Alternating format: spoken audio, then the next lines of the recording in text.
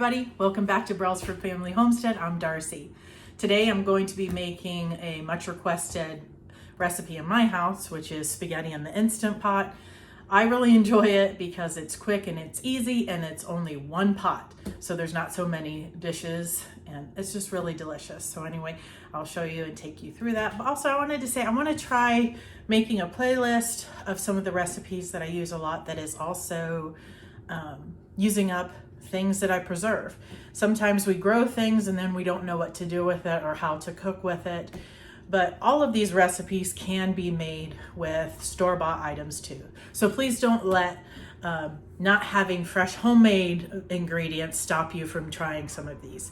They'll still be good, so try it and let me know what you think. All right, I've got my Instant Pot here. I have an 8-quart Instant Pot, but certainly you could use a 6-quart as well. I've got a pound of spaghetti. I buy this at Costco and I really like it. I have some bone broth, 1 quart. You could use vegetable broth, chicken broth, store-bought, whatever you might have. Today, I am using a pound of pork from our pigs that we raised. You can use ground beef. I typically do, but ground pork works also. And just a pint of diced tomatoes or 1 can of diced tomatoes. I'm gonna add a little bit of garlic, some Italian seasoning, and some salt. And unless I'm forgetting something, which I'll let you know if I do, that should be it. I think that it is. So let's get started. The first thing we're gonna do is plug it in. Plug in the Instant Pot and put it on sauté mode. If I can find it, well, I've not seen it. There we go. We're gonna put it on sauté mode. If you don't have one of these, I have a link for it in the description. It's an Amazon affiliate link, but I love this thing for making any ground beef that you need to make. It just chops it up and makes it such a great size. So we'll let that Instant Pot heat up and open up my pork here.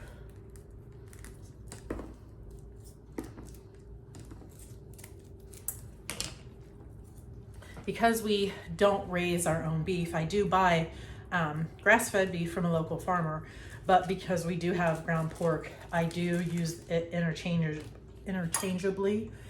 Can I say that 3 times fast? Interchangeably in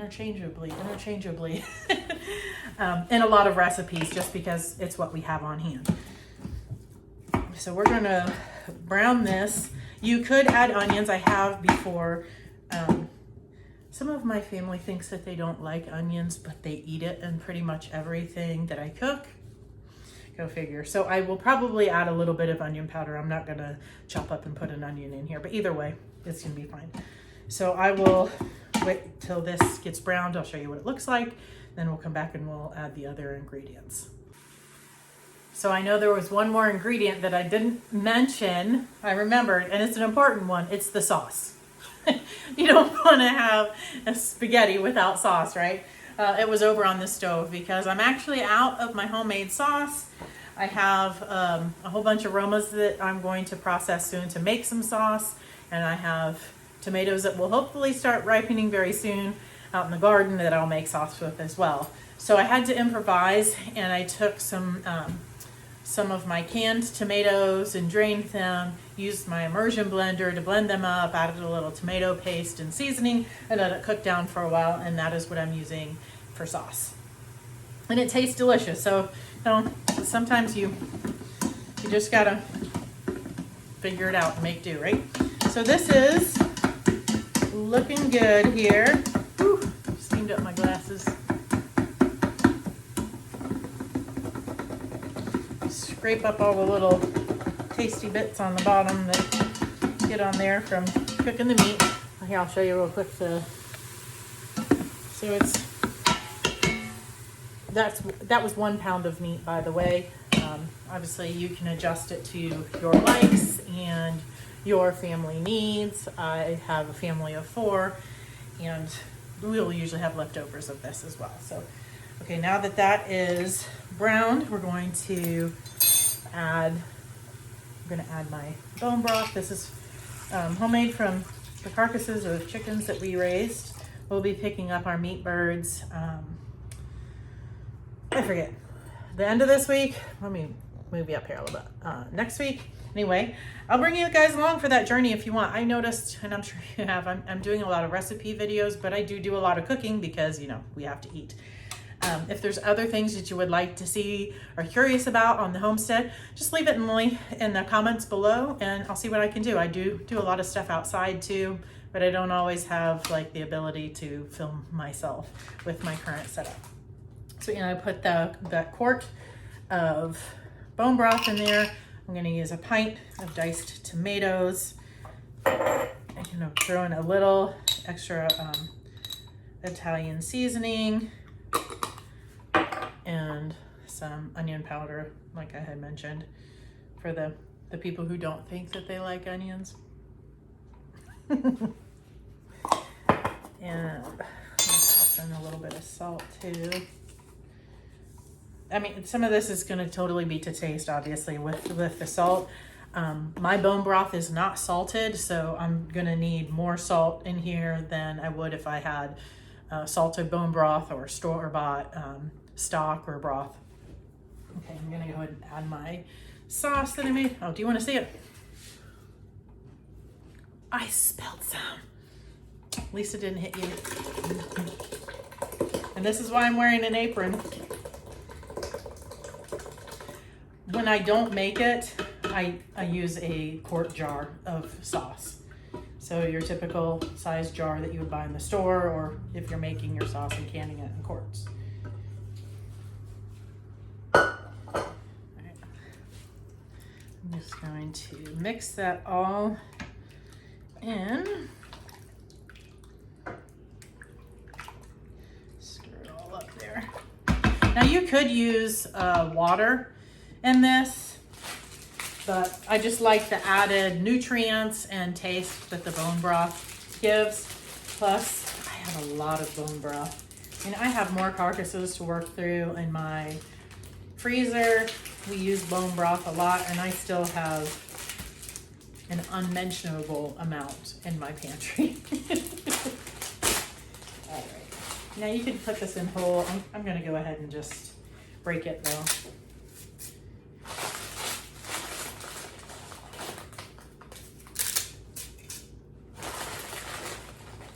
I'm gonna put this in for like, well, I'll show you, for like 7 minutes, but I just push it down to make sure that the noodles are under the liquid. Let me wipe up my sauce mess so I can scoot you forward to see. It wasn't too bad of a mess, just a little bit. Let's see, point you down here. Okay, so you can see all the noodles and everything are underneath there. So then we're just gonna stick the lid on, put it on sealing, and then we're going to pressure cook. I do about 7 minutes. Depending on your pasta, you know, you could use rigatoni or penne or something like that, and you may need to adjust your time a little bit. A lot of times I use 8 minutes, but if I'm not there to release the pressure like right away after the timer goes off, I find it's just too mushy. It's like, it's overcooked pasta. So I've set that to 7 minutes. So once it's done, I will move this to vent to let all of the pressure off and then open it up, and I will show you. I had to open it back up and put my garlic in there. It's not, you don't have to. I mean, it all depends on what sauce you're using and how much seasoning, but I put probably about a teaspoon of fresh garlic in there. So I've set it to 7 minutes. As soon as that time is done, I will come and release the pressure with the vent nozzle and open it up and show you what we've got. All right, the Instant Pot is done. So I am going to release the pressure here.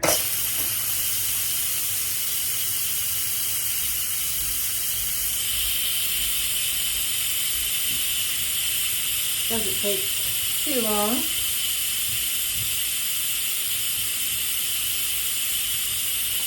I also push cancel so it would stop doing anything. You can keep it on low or keep warm if you have a super stew or something that you want to keep warm. But if you keep the lid at least partway on, it will keep warm for quite some time, and I don't want to overcook the pasta. So as soon as the little red thing there goes all the way down, then I will open this and show you. So I will put the recipe in the description below with the measurements that I use. But like I said, I don't add salt to my bone broth, so your mileage may vary there. But you can always add it after you stir this up, taste it, and add any additional salt or seasoning that you think you might need. The hands-on time of this meal is really only a few minutes, so it's a really great one if you're home, but you only have a few minutes to be in the kitchen, because you can set this and walk away and do other things. So you can have dinner done, and it's most of the time that it takes to build up pressure and things, but 30 minutes or so and it can be done, which for some people that's still a long time, but you don't have to be standing over the stove. And I cook all of our meals from scratch, so being able to have something like this that is easy to put together quick but still full of good ingredients is a lifesaver some days for me, because some meals that we eat, I could be, just for dinner alone, I could be in the kitchen for 2 hours cooking. That doesn't even count cleanup and all of those things. So you've got to have a few quick, easy, everybody likes it recipes in your pocket to help you some days. You know what I mean? All right, the pressure is all released.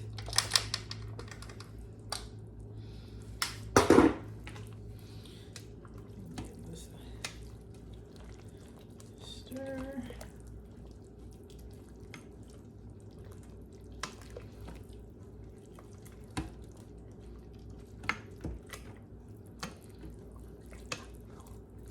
I will say that we obviously like our stuff a little saucy. So if you like less, then you could reduce the amount of sauce or broth a little bit. But you got to make sure you have enough liquid, whether water or broth, to cook the noodles, since they cook right inside. So I will dish up just a little bit and taste it, see if it needs anything, and try not to burn myself, because I just got on my hand and that's like lava.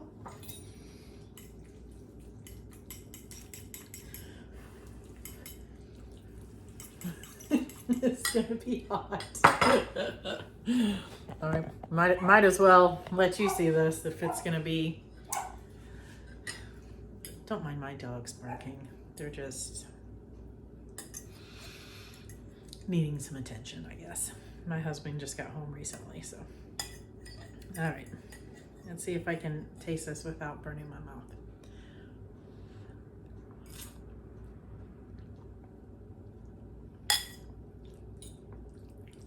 That's good. I'm gonna guess my husband will want a little bit more salt, but he can put that in himself.